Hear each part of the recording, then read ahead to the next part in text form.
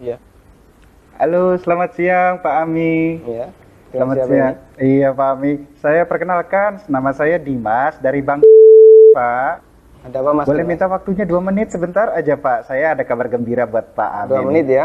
Iya, monggo.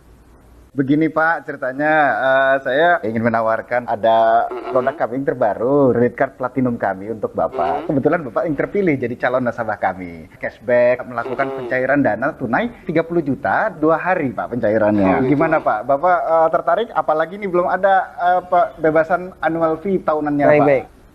Sebelumnya saya boleh tanya dulu ya? Boleh Pak? Nggak masalah ya? Baik. Mas Dimas Muslim? Saya, iya Pak, betul Pak. Muslim ya? Alhamdulillah ya. Kita sama-sama Muslim. Iya Pak. Mas Dimas pernah dengar nggak tentang riba? Iya, pernah dengar. dengar ya? Iya, Pernah kebayang bahaya riba nggak? bahaya riba, iya tahu Pak. Mungkin pernah dengar hadisnya atau ayat Qur'annya? Pak, Pernah. tapi Pak, bagaimana? Masih tertarik Pak dengan kartu kredit platinum kami Pak? Nanti kita lanjutkan. Saya boleh cerita dulu? Ya, boleh, boleh. Ya. Jadi gini Mas Dimas. Coba Mas Dimas bayangkan kalau ada orang yang berzina sama ibunya. Kira-kira respon masyarakat gimana? Semua orang sepakat jelek ya. Gimana? Maksudnya gimana Pak? Kalau misalnya ada orang yang berzina sama ibunya, semua orang akan menganggap dia melakukan perbuatan yang maksiat. Ya bejat itu Pak. Wah, bejat sekali ya. Bejat Pak. Baik, kita sama-sama sepakat untuk itu. Iya. Begini, Nabi SAW menyebut bahwasanya riba itu ada 73 pintu. Pintu yang paling ringan, kata Nabi SAW, dosa riba itu seperti berzina sama ibunya, Mas. Itu nilai dosa riba yang paling ringan.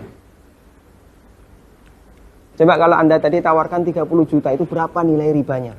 Ya, tapi kan... Saya lanjutkan boleh? Ya. Ya, kita lanjutkan dulu ya. Iya. Saya sebutkan, ini ada beberapa fase kehidupan manusia. Orang yang makan riba semuanya mendapatkan azab dari Allah.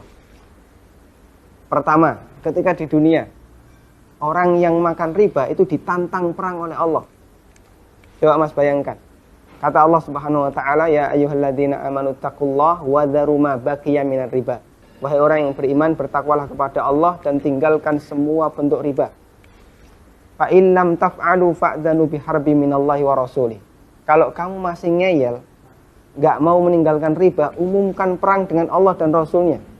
Coba, kalau kita ditantang perang oleh Allah dan Rasulnya, kira-kira ada nggak peluang untuk menang? Nggak ada ya? Ampun Pak. Ini yang pertama. Yang kedua, orang yang mati dalam kondisi membawa dosa riba, makan riba, nanti dia akan dihukum di kuburan dalam bentuk berenang di sungai darah. Masya Allah, berenang di sungai darah. Kata Nabi SAW, beliau pernah menceritakan mimpinya, dan mimpi beliau itu wahyu. Nabi SAW pernah melihat ada orang yang berenang di sungai darah, kemudian di tepi sungai ada orang yang membawa batu. Setiap orang ini berenang menepi, dilempari batu ke mulutnya, kemudian balik ke tengah. Ini yang kedua. Di alam kubur, dia mendapatkan azab berupa berenang di sungai darah. Yang ketiga. Masih ada yang ketiga Pak? Ya, siap mendengar, masih sanggup mendengarkan? Iya Pak. Iya, tapi saya lanjutkan ya. Iya Pak. Yang ketiga, ketika orang ini dibangkitkan oleh Allah dari alam kubur, dia dibangkitkan dalam kondisi sempoyongan, Mas. Allah Subhanahu wa taala bercerita, alladzina ya'kuluna riba la yaqumuna illa kama yaqumul ladzi yatakhabbathu syaitan minal mas. Orang yang makan riba, mereka akan dibangkitkan pada hari kiamat dalam kondisi sempoyongan seperti orang yang kerasukan. Iya Pak.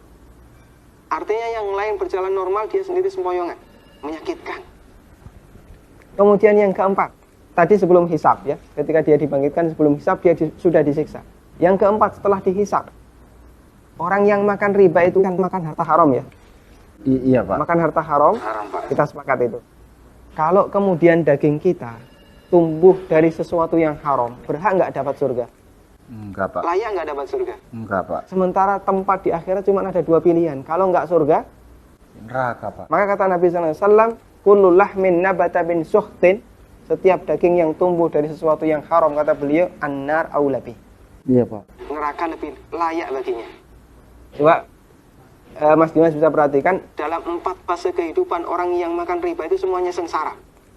Ketika masih hidup di dunia, dia ditantang perang oleh Allah. Ketika mati, dia berenang di sungai darah. Iya Pak. ketika dibangkitkan dalam kondisi sempoyongan, setelah hisab dia ditempatkan di neraka. Iya, Pak. Masya Allah. Masih ada tawaran yang lain? Ampun, Pak. Masih dilanjutkan? Ampun, Pak. Mas Dimas bisa renungkan Iya, Pak. beberapa poin yang tadi saya sampaikan. Iya, Pak. Nanti kalau misalnya ada sesuatu yang belum jelas, tidak masalah, hubungi saya lagi. Iya, Pak. Kita akan lanjutkan diskusi tentang riba. Iya, Pak. Bisa? Bisa, Pak. Ya, terima kasih ya. Assalamualaikum. Waalaikumsalam.